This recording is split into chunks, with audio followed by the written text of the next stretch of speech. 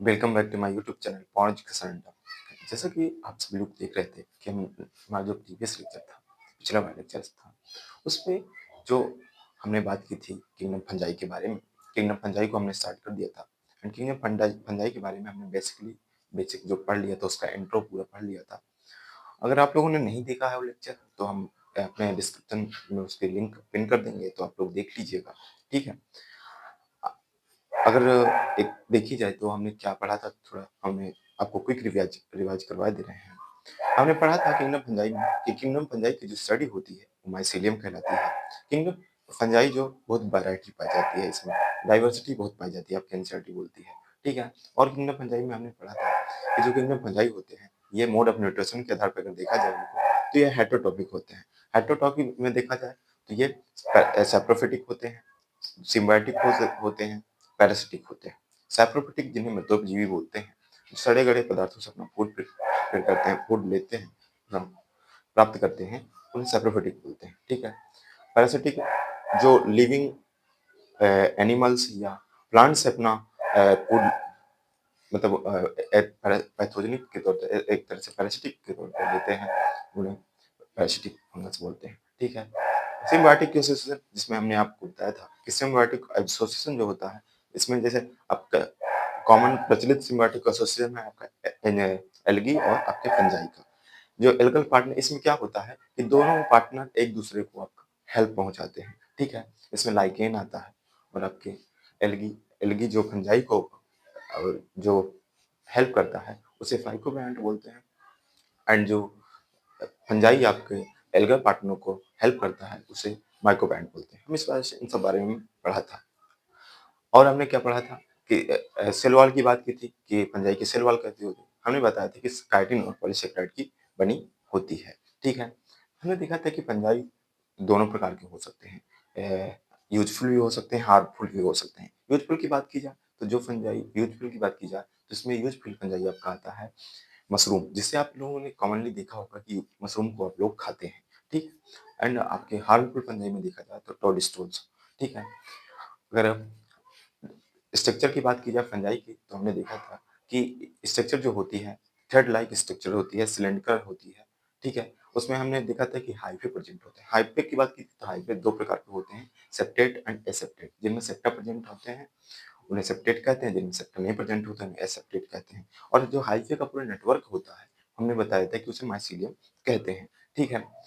और हमने बात की थी कि रिप्रोडक्शन के बारे में तो हमने बेसिकली बता दिया था कि आपके फंजाई में वेजिटेटिव रिप्रोडक्शन पाया जाता है, सेक्सुअल रिप्रोडक्शन पाया जाता है, एसेक्सुअल रिप्रोडक्शन आता है। साधारण बताया था। आज हमको सेक्सुअल रिप्रोडक्शन, एसेक्सुअल रिप्रोडक्शन के बारे में पढ़ा था। वेजिटेटिव और रिप्रोडक्शन के बारे में हमने पढ़ लिया था, जिसमें फ्यूजन, बडिंग और फ्रेगमेंटेशन तीनों आते हैं। ठीक है। उसके हमने एग्जाम्पल भी बता दिए थे कि आपके फ्रेगमेंटेशन में RAFP, रैप रैप आप ही लोग याद कर दिया, रैप से राइजोपस आता है, ए से एस्परजिलस फंगस आता है। ठीक है। और पी से पेंसिलियम आता है। ठीक है। हमने और बात की थी फिजन में, अगर देखा जाए तो इसमें हमने यूनिसेलुलर ईस्ट की एग्जांपल दिया था। आज हमको बात करना था है सेक्सुअल एंड एसेक्सुअल रिप्रोडक्शन। चलिए देखते हैं। ठीक है। देखिए, वेजिटेटिव रिप्रोडक्शन हमने पढ़ लिया था। सेक्सुअल एंड एसेक्सुअल रिप्रोडक्शन की बात की जाए, पहले एसेक्सुअल रिप्रोडक्शन की बात की जाए तो इसमें कोनिडिया आता है, स्पॉन्जियोस्पोर्स आते हैं, जो स्पोर्स होते हैं। जैसे कि आप लोगों को पता है कि फंजाई का जो रिप्रोडक्शन होता है वो स्पोर्स के जरिए होता है। ठीक है। जिसमें कोनिडिया आ गया, और स्पॉन्जियोस्पोर्स आ गया, जो स्पोर्स हो गया आपके एसेक्सुअल रिप्रोडक्शन में। ठीक है। एंड सेक्सुअल रिप्रोडक्शन की अगर बात की जाए तो इसमें वो स्पोर्स आ गया, एस्कोस्पोर्स आ गया एंड बेसियोडियल स्पोर्स हो गया। हम आपको डायग्राम में के जरिए समझाएंगे जिससे आपको अच्छे से समझ में आए। ठीक है। देखिए, अब इसमें स्पोर्स क्या होते हैं, यहाँ पे हमने लिख लिया। इसमें जो माइसीलियम होता है, हमने बताया था हाइफे का जो नेटवर्क होता है, नेटवर्क ऑफ हाइफे माइसीलियम कहलाता है। जो थ्रेड लाइक स्ट्रक्चर्स होती हैं हाइफे, उसका पूरा जो नेटवर्क होता है, कई सारे हाइफे मिलके एक माइसीलियम का निर्माण होता है। तो माइसीलियम जो होता है वो क्या होता है, डिफ्रेंसिएशन हो जाता है, डिफ्रेंशिएट हो जाता है माइसीलियम, और डिफ्रेंशिएट करके फ्रूटिंग बॉडी का निर्माण करता है। देखिए, तो ऐसे फ्रूटिंग बॉडी का निर्माण कर लेता है। अब देखिए कैसे होता है, जब asexual reproduction and sexual reproduction देखते हैं। एसेक्सुअल रिप्रोडक्शन की बात की जाए, इसमें कोनिडिया, देखिए ये कोनिडिया, इसमें स्पोर्स जर्मिनेट हो जाते हैं ऊपर कोनिडिया में। ठीक है। और इस पूरी स्ट्रक्चर को कोनिडियो फोर बोलते हैं। इसके अपर पार्ट में देखिए स्पोर्स जर्मिनेट हो गए हैं, और नीचे देखिए तो नीचे अगर देखा जाए तो स्पंजी स्पोर्स जैसा कि आपको पता है ऐसे रिप्रोडक्शन का ये एग्जांपल है। तो इसमें देखिए इसके अपर पार्ट में स्पोर्स जनरेट हो गए हैं और इसमें देखिए इसके इनर पार्ट में अंदर स्पोर्स जनरेट हो गए हैं और इस पूरी स्ट्रक्चर को ये स्पोरेंजियम कहलाते हैं। ये 2 या 2 से अधिक अगर है तो ये स्पोरेंजियम कहलाते हैं। 2 या 2 से अधिक है तो स्पोरेंजियम फोल्ड इस स्ट्रक्चर को बोलते हैं। ठीक है? और इस ये जो ये स्ट्रक्चर्स हैं इन्हें स्पोरेंजियो स्पोर बोलते हैं। ठीक है? इस पूरी पूरी स्ट्रक्चर को स्पोरेंजियो फोर बोलते हैं। ठीक है? अब हम सेक्सुअल रिप्रोडक्शन की बात करते हैं। सेक्सुअल रिप्रोडक्शन में हमने देखा कि बेसिडियो स्पोर का हमने एग्जांपल ले लिया। देखिए जैसे कि बेसिडियो स्पोर्स है, इसका एग्जांपल हमने सेक्सुअल रिप्रोडक्शन में ले लिया। बेसिडियो स्पोर्स में देखिए ये बेसिडियम पाए जाते हैं, इसको बेसिडियम बोलते हैं। ठीक है? और 2 या 2 से अधिक बेसिडियम पाए जाने के कारण पूरी स्ट्रक्चर्स को क्या कहते हैं? बेसिडियो कार्ड बोलते हैं। देखिए ये अपर पार्ट में बेसिडियोस में डेवलप हो गए हैं, ऊपरी पार्ट में इसके बाहरी परत में बेसिडियम डेवलप हुए हैं। ठीक है? स्पोर्स जो जनरेट होगा। और दूसरी स्ट्रक्चर हमने देखा एस्कोकॉर्स, जैसा कि आपको सेक्सुअल रिप्रोडक्शन में ये एस्कोकॉर्स है एक एग्जांपल है जिसमें इसमें एस्कस जो है एस्कस डेवलप हो गए हैं। इसको स्पोर्स जो स्पोर्स कई सारे हो गए इसको स्पोर्स बोलते हैं और इसके 2 या 2 से अधिक एस्कस संरचना को जैसा कि आपको एस्कोकॉर्ड बोलते हैं। ठीक है? तो हमने क्या पढ़ा? हमने पढ़ा कि जो सेक्सुअल रिप्रोडक्शन एसेक्सुअल रिप्रोडक्शन होता है उसमें कोनिडिया स्पॉन्जियोस्पोर्स एंड जूस्पोर्स द्वारा आपका एसेक्सुअल रिप्रोडक्शन होता है। एंड सेक्सुअल रिप्रोडक्शन की बात की जाए तो इसमें हमने बात की कि oospores, ascospores एंड basidiospores आते हैं। देखिए एग्जैक्टली कैसे होता है एसेक्सुअल रिप्रोडक्शन डायग्राम के जरिए समझते हैं।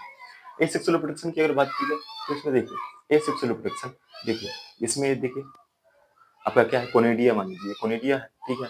इसके अंदर कोनिडिया के अंदर ही स्पोर्स वो होते हैं।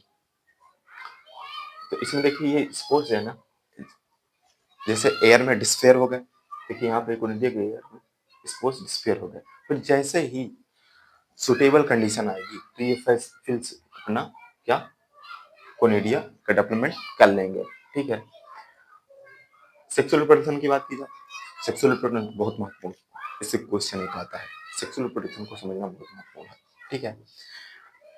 हालांकि आप लोग ये भी याद कर लेंगे सेक्सुअल रिप्रोडक्शन में जैसे 12th एंड 11th के स्टूडेंट 12th के स्टूडेंट सॉरी 11th के स्टूडेंट्स हैं ये जो नीट के स्टूडेंट्स हैं तो ये भी याद कर लेंगे। तो इससे पे इससे है कि ये समझना बहुत जरूरी है।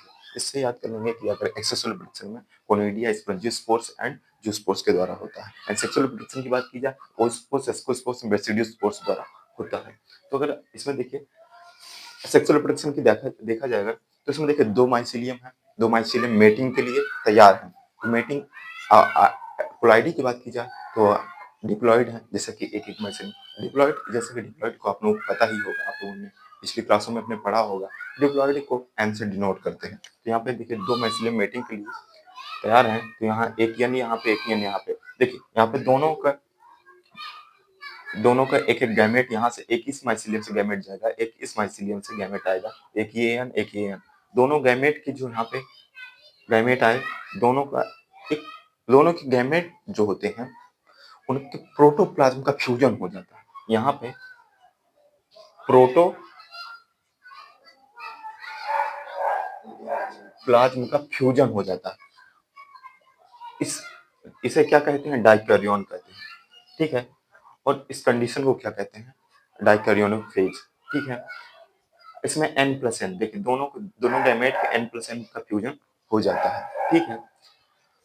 नेक्स्ट क्या होता है देखिए ये दोनों न्यूक्लियस का यहाँ पे फ्यूजन हो जाता है। दोनों न्यूक्लियस का फ्यूजन हो जाता है एंड क्या दोनों न्यूक्लियस का फ्यूजन हो गया तो क्या बन गया जाइगोट बन गया। ठीक है? जाइगोट में देखिए इसमें 2 न्यूक्लियस थे। ठीक है? इसलिए ये क्या कहलाएगा डिप्लॉयड कहलाएगा और एक में ही न्यूक्लियस होते इस प्रोसेस को क्या कहेंगे कैरियोगेमी पहले कैरियोगेमी किसे कहते हैं जिसमें दोनों न्यूक्लियस का फ्यूजन हो जाए। ठीक है? इसलिए इसे 2n जाइगोट बोलेंगे। अब इसमें क्या होता है जाइगोट जैसे ही बन गया जाइगोट से इसमें देखिए इसमें मियोसिस होती है। मियोसिस जैसे कि आप लोगों को बताया इसमें रिडक्शन डिवीजन होता है मियोसिस में और रिडक्शन डिवीजन होगा इसमें जो डिप्लॉयड है जैसे कि आप जाइगोट है तो ये रिडक्शन अर्धसूत्रीय विभाजन होने के बाद इसका अर्धसूत्रीय जैसे कि नाम से पता चलता है कि आधा विभाजन हो जाता है। तो जाइगोट जैसे ही अर्धसूत्रीय विभाजन होगा जिसे दो डिप्लॉयड है तो एन में डेवलप हो जाएगा। इससे यहाँ पे जो स्पोर्स डेवलप हो जाएंगे एन कंडीशन फिर वैसे ही नॉर्मल कंडीशन फिर वैसे ही ये अपना क्या बना लेगा माइसीलियम बना लेगा। ऐसे इस प्रकार प्रोसेस चलती है आपकी सेक्सुअल रिप्रोडक्शन में। ठीक है, आई होप आप सभी को समझ आया होगा। नेक्स्ट वीडियो में मिलते हैं। नेक्स्ट वीडियो हमारा होगा फंजाई के टाइप में। कि कितने प्रकार फंजाई को कितने भागों में बांटा गया है, इस बारे में नेक्स्ट वीडियो में हम चर्चा करेंगे। ठीक है, थैंक यू सो मच।